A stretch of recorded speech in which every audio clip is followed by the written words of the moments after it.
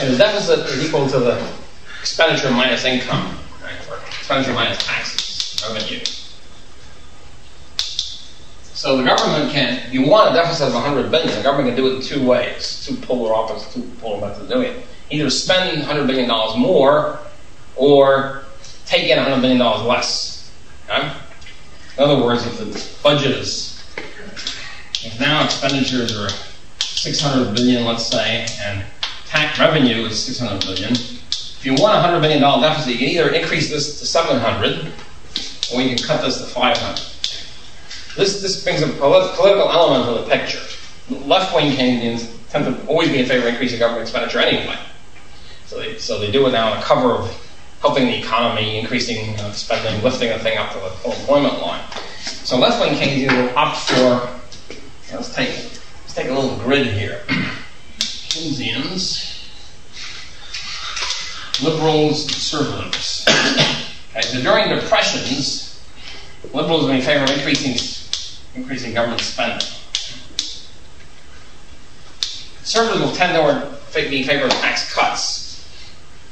So you're leaving more money to people and so forth and so on. So cut taxes.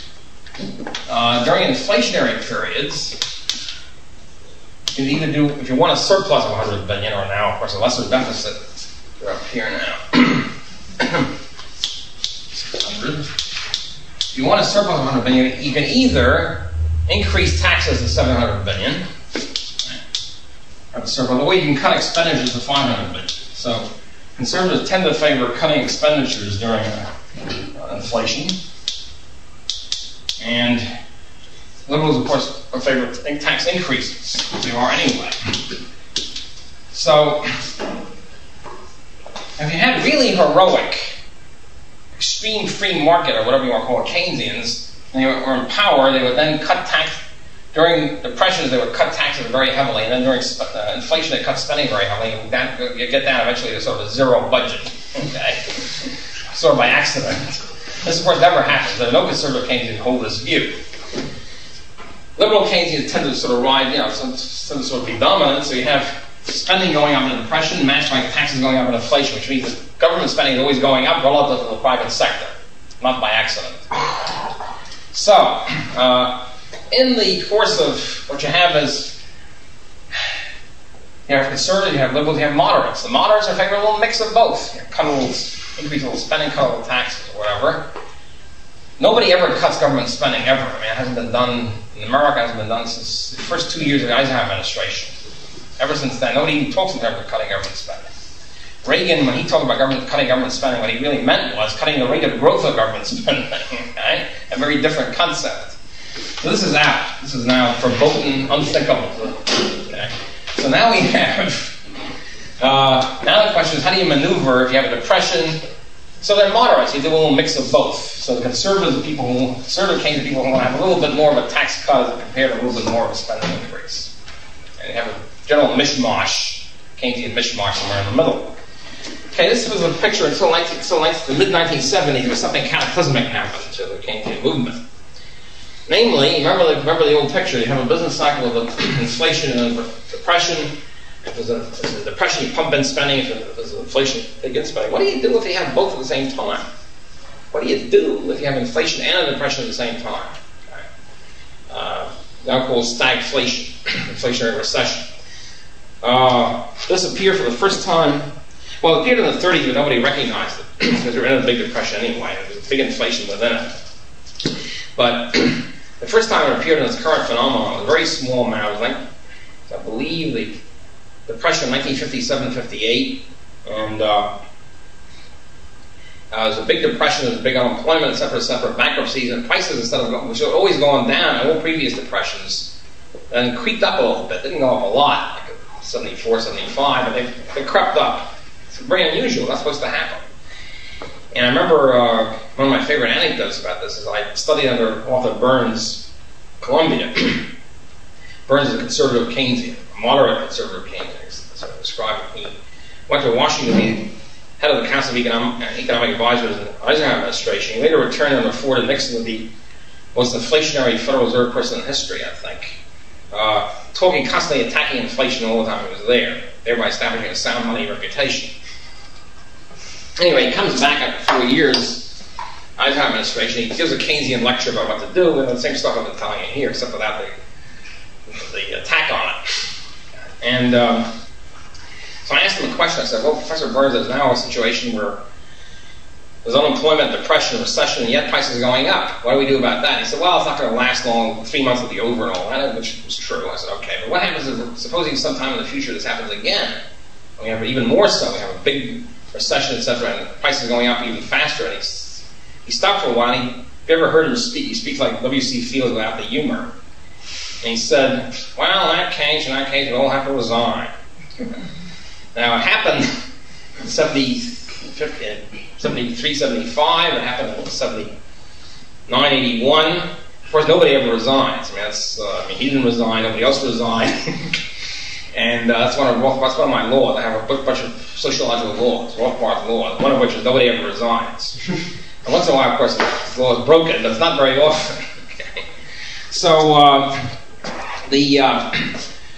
this is increasingly true, and we now have a situation in 73, 75, we had a big recession and prices were going up by 14% a year or so. And what do? Well, Keynesians are in big trouble. What can I say about that? They don't resign, they don't stop being Keynesian, they become very low-key about being Keynesian. They're very confused. And so what you do is, if you have a situation where you're supposed to put on the accelerator and depression and take off and put on the brake and a boom, you have both at the same time, you sort of do both, rapidly alternating and hope that something works. Okay? And close your eyes when something works. Right? So the result is the Keynesians are totally in a state of confusion, and they don't know what to do at this point. At this point we have a big deficit that's supposed to be inflationary. On the other hand, we just had a recession. And well, should we do that? On the other hand, we have inflation. We don't want to heat that up. Total chaos, intellectual chaos. So that's. I haven't really. Okay, I really should stop talking at this point. But that's really. I haven't explained inflation or recession yet. Okay, I'll do that in a minute if my throat clears up. Anybody have any comments on this? Any questions, comments? Any converted Keynesians come on and confess? I thought James Watt said there weren't any Democrats and Republicans, there were just liberals and Americans. Do you think he's going to resign, James Watt? I have no idea. Did he get the shot in the foot award? My pardon? The shot in the foot award. I think it was very funny. It was hilarious. He also, I read this article, and in fact there was a picture of Secretary Schultz going, did he really say that? Beside the Army General that said, we're sending in more troops into Vietnam. Lebanon. But there was something about James Watt, and he said, yes, in my administration we have equal opportunity employment. We got a few Italians, we got a few Jews, a few cripples. that was Butts, wasn't it? No, it was Watt. It was Watt. Oh, it was Watt. He has a Jewish guy who has a paralyzed left. Yeah, that was me. Butts was the one. Excuse me, we're looking for a Jew with a paralyzed arm. Enough to eat, a warm place. Butts was a warm place to sleep, enough to eat. Yeah, that's it. But the way he said it, my wife saw him on television. I was teaching that day when Watt said it. The way he said it was very funny. He was speaking for some Chamber of Commerce or something. He said, we have this new commission on coal leasing, some nonsense. He said, it's very balanced. We got 3 Democrats and 2 Republicans. We have 1 black, 1 woman, 2 Jews, and a cripple. Cutting it long. I thought it was hilarious. So, yeah. Are you going to be talking about the banks and the liquidity crisis and that sort of thing? Liquidity crisis? Or the debt crisis? Oh, God. So when the hell do you stop? I don't think there's time for that. Yeah. There's actually one little question. Yeah. You know how like a bank can keep a certain amount of its cash as reserve and loan the rest out?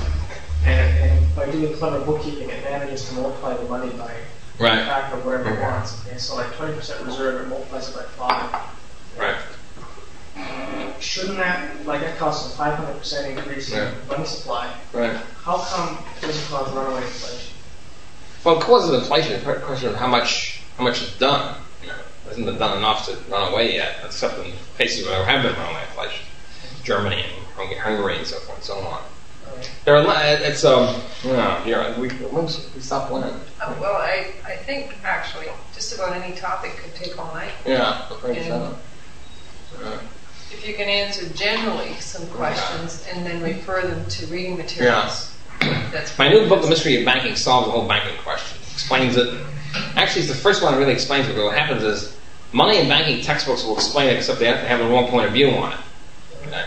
My own little pamphlet, most hard money people have the right point of view. They don't explain it in detail. I combine explaining in detail with hard money analysis. Basically, it's that it functions something like warehouse receipts. Okay? And warehouse receipts. Yeah, that's right. No, that's what it's that's the old book. No, the new book is called The Mystery of Banking. It's a hardcover book. It's not here tonight, eh? No. It just came out about a week ago. We're gonna get As a matter of fact, I'm using it in my class. It hasn't come to the class yet. I have my desk copy, but it hasn't come to the class yet. Bookstore. Any day. So, but basically, what happened was warehouses. The warehouse law had been an undeveloped state until fairly recently. For some obscure reason, like the common law, statute law, warehousing was mixed up. For example, until 10 years ago, the Chicago grain elevators, which are the grain warehouses for wheat and so forth, people would deposit deposit grain in the warehouses and leave it for a while and so forth and so on and take it out.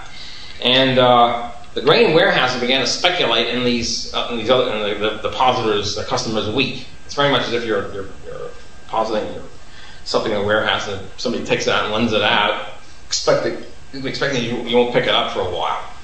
And they were doing this systematically. They were making money on the other guys. They were charging the wheat people money for depositing, and then they take it out and lend it out. And it was not illegal. They found it was made illegal. It's called embezzlement, which I think it is. And then it became a no-no, and that was the end of that. However, in the case of banks, which were originally money warehouses, where people put gold on deposit and left it there, so the banks began to do the same thing. And a case came up early 19th century England, a classic case about if you deposit something, is it a debt or is it a bailment? Bailment being a legal term for. I mean, if you leave it, for example, if I leave something with a safety deposit box would be a bailment. I leave it there; it's supposed to be there. Damn it! If it's not there, I come for it. Somebody has to pay. Somebody's a crook. Okay. So is a bank deposit a bailment or is it a loan? And it was argued back and forth. The judge unfortunately ruled it was a loan, although he admitted, this is true, the legal situation ever since, so it's a peculiar kind of loan because you have to sort of keep it on hand and you're not really paying the guy and he thinks it's there all the time, so it's a very confused decision of the judge. And ever since then, fractional reserve banking has been legal, where you can issue warehouse receipts to non-existent money, non-existent gold, and lend them out, and hope that you won't get caught, with hope that people won't call for redemption, in which case you go back. You don't go to jail, however, you only go bankrupt. That was a key legal difference. Did it happen before then with the creation of the Bank of England? Well, the Bank of England did it on a massive scale, but there weren't that many other banks before that. There were, so it was the Bank of England that started it? That's right. Precisely. Yeah, so it was before that decision. Yeah, the decision came much later. For some reason, nobody really didn't go to the courts until early 1915 or something. I don't know why. I don't know why they didn't take it to the courts. Probably because there were no bankruptcies. If there weren't No, the Bank of England. why would anyone complain? Well, the Bank of England went bankrupt at the very beginning. The Bank of England went bankrupt about 2 years after they got started. The government then stepped in and said, you can suspend specie payments. You don't have to pay your debt, or you can continue, and you can enforce the debts on your debts and your debtors, but you don't have to pay the debt. They did this several times, systematically, every time the Bank of England got in the hock. So, finally they conferred a monopoly in the Bank of England. Only the Bank of England issued banknotes within a 50-mile radius of London and stuff like that. Anyway, the thing is that fractional reserve banking doesn't last very long if it's a free banking system. If you have a real free market banking, you can't do very much, even with this legal problem. Because if, say, I set up a Rothbard bank, okay, and I start issuing fake warehouse receipts, why not, okay, and lend them out, who will buy them? One thing. Also, if I have a couple of clients and I lend them this money, these Rothbard dollar notes or something, redeemable in gold, pretty soon my borrower is going to spend his money on something else and give the notes to somebody else to buy something with, and the other guy's not going to be a Rothbard bank client, he'll be a client of some other bank. The other bank calls upon me for redemption, I ain't get the money, I go bankrupt. This check, this free market check on fractional reserve banking is pretty powerful. So the fractional reserve banking never really got started in a real inflationary manner until the central bank comes in, Bank of England, Federal Reserve Bank, Bank of France, etc., and props up the whole system. It's like a government cartel, it's like a compulsory cartel. It is a compulsory cartel. Allowing the banks to inflate uniformly so no one bank is in trouble. And so anyway, the racketeering part of this is that the Federal Reserve System, for example, was sold in the United States on the basis of checking the excessive tendency of private banks to inflate. Actually, the reason is just the opposite. The private banks who couldn't inflate got together and got the government to pass this law so the Federal Reserve Bank could engage in a cartelized inflation. The exact opposite of this. It's just like antitrust laws, the same sort of stuff all over again. And the Fed, the Federal Reserve in the United States, and the Bank of Canada here, whatever, essentially prints money, different sophisticated ways, and actually plain simple fact, prints the money, and then the whole money supply pyramids upward. And it's still doing it, despite all the talk about checking inflation and that sort of stuff. But in fact, that business about banks going bankrupt, there was one in Britain that printed a lot of money and went under, and the other banks bailed it out because they wanted to keep. When was that? Well, once in a while, I mean, in the United States too, like there were really crooked banks. Yeah. I mean, they just walk off the assets, okay? Or they lend money, very unsound loans. They lend money to people who go bankrupt, something like that. They can go under, and they're bailed out by the Federal Reserve, or the Federal Deposit Insurance, and all that. But it's very isolated. And what I'm talking about is a real bank run. Everybody says. In other words, I'd be interested in this sort of thing. People. I was talking to Paul the other day about private action, sort of like agoric action. One agoric action I'd like to see is a mass run on the banks. Everybody cashes in. Okay, we don't like banks anymore. We insist on cash. This would cause a lot of headaches. They could get around it, but there'd be a lot of original turmoil. They have to adjust. I mean, the Federal Reserve and the National Analysis would just print the money and give it to the banks. But there'd be a lot of institutional problems. They have to act fast. And they have a lot of headaches. Well, what they do in cases like that, though, is declare a bank holidays one way, sure. But the government simply locks the doors on that bank and won't allow people to take money. Exactly. Which is partially what happened with trust company, with Rosenberg's. When the depositor wanted their money, the government just said, I'm sorry, you can't get it for X amount of time. In fact, certain people who wanted to get their money out were not allowed to do it at all because they had been associates of the previous owners. So it's like suspension of specie. Yeah, I mean, clear a bank holiday. The banks are legalized thieves, just as government is a legalized thief, and government simply comes in and says, "I'm sorry, you can't take your money back from the thief." There's also an interesting law which was passed during 1932, the last I won't say free banking, before the Federal Deposit Insurance came in, so it locked the whole thing up. A lot of bank failures, runs on banks. The Republican administration, first of all, they blamed it on the communists. Because the commies are out there, or the Bolsheviks in those days, they're undermining the soundness of the banking system. They're injecting fear and suspicion in the hearts of the public and the banks. They didn't need communists to inject fear and suspicion. The banks were collapsing all over the place. And second of all, they said that they passed a law making it illegal to spread rumors that a bank is unsound or bankrupt. Yeah, it's on the books. Oh my God. Yeah, how do you like them apples? So, the Canadian government did something similar. Trudeau passed an order when there was a cartel about the uranium price. Cartels are illegal in Canada. So Trudeau passed an order in council making it illegal to talk about the illegal activities of the Canadian government. No kidding. Wow. Seriously, there was an order in council. It was about 1977. He passed an order in council which makes it illegal for any Canadian to talk about the uranium cartel, which was illegal that the Canadian government got itself into. Is that still in existence? I don't know if that's still in existence. Tell me one law that's been removed from the Turn that man in. He's illegal. I'm not going to sit in the same room as a known criminal. Scum, slime. Or as the standard conservative doctrine is, if it's on the books, you got to enforce it. You might not like the law, but you have to enforce it to the hilt if it's on the books, right? There's some of that meant Protect the public. Right.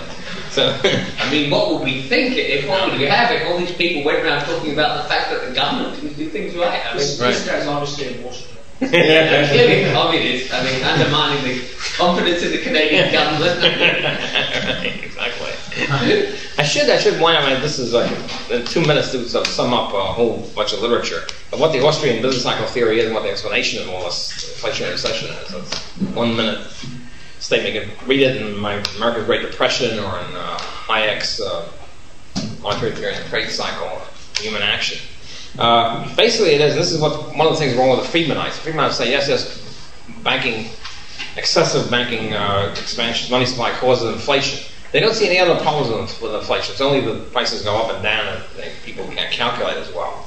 Actually, what happens with inflation through the banking system is that it messes up the whole production structure. Interest rates are distorted, production is distorted, and what you have is an excessive investment in capital goods and what's being called higher orders of production. Machine tools, construction, cement, things like that, and not enough of an investment in consumer goods. So you have a distortion of this production structure. Usually, there's a lattice work; everything clears and clicks and so forth. Because the government inflates, lends money, and the banks inflate at the behest of the government, lend money to businessmen. Businessmen then expand unnecessarily, as if there were a lot of savings to invest, and there really isn't. This causes this distortion, overinvestment of capital goods. And as soon as the inflation stops, as soon as the monetary inflation stops, this is revealed by a process I can't go into. I just have to sum that up, state it, file it. As soon as you stop pumping in more money, these construction companies, capital goods industries start making severe losses. In other words, their overexpansion is now revealed. The recession then becomes necessary and healthy in order to wash out these malinvestments, to liquidate these unsound investments and get back in the proper proportion. So the resources are shifted back to consumer goods unless the excess amount of investment goods are eliminated. So recession then becomes the inevitable, unfortunate but necessary and inevitable consequence of the boom, and a healthy consequence of the boom. The boom is the problem, recession is the correction. This is, of course, totally opposed to the Keynesian doctrine, which you have to, and Friedmanite doctrine, you have to pump in, do something to correct recession. So this means that the Austrian policy conclusion derived from that is if there's an inflation, stop inflating, there will be a recession. The thing about recession, let the recession do its healthy work fast and get it over with so we can have a recovery. Let these resources shift back to the proper free market level. The more you try to hold up the recession and delay it, the more you try to interfere with it, keep wage rates up, bail out unsound companies and so forth, the more you're prolonging the recession and converting it into a chronic depression. The more you're delaying the recovery. So the choice then becomes, after the inflation boom, the choice becomes a quick, sharp, sort of surgical cut, and the recovery is on, or a chronic depression continues on and on. And what happened in the 1930s is Herbert Hoover, far from being a great apostle of laissez-faire, was the first big New Dealer. His policy was the same as Roosevelt, except lower degree. So as soon as the recession hit, stock market crash hit, he immediately intervened with all these New Deal legislation, bailing out bankrupt firms, keeping wage rates up, keeping prices up, etc., pumping in more credit, lowering interest rates, the whole business, public works projects. What this did was delay the recession, prolong it, and Roosevelt, of course, intensified that. So you have a 11-year depression. So something which would have been like a 9-month recession is converted to a chronic, seemingly permanent depression. And capitalism, the free market, gets the blame for it. Instead of the government intervention which creates it, it's the free market which is, of course, levying the blame. And those conservatives still keep maintaining, despite all the evidence, that Hoover was a great laissez-faire person, of course, are digging their own grave on this because they're holding up somebody that everybody else thinks belongs to depression, and they were right. So anyway, the difference between recession and depression is simply how long it lasts. Yeah, it's how long, how intense it is. If it's big, it's a depression. It's sort of more mild, it's a recession. Actually, the word depression has now been outlawed by economists. They don't use it because it's too depressing. The old days, see, these people didn't talk about depression. They talk about mild depression and severe depression. And then depression stopped being used as a bad PR. So now it's recession. big recession. You know, it's all semantics. Correct. Yeah. Sometime back in the '60s, they started saying maybe there are no recessions anymore either. Maybe they're just sideways corrections or whatever. You know, that was too euphemistic. Call that technical correction. Technical correction.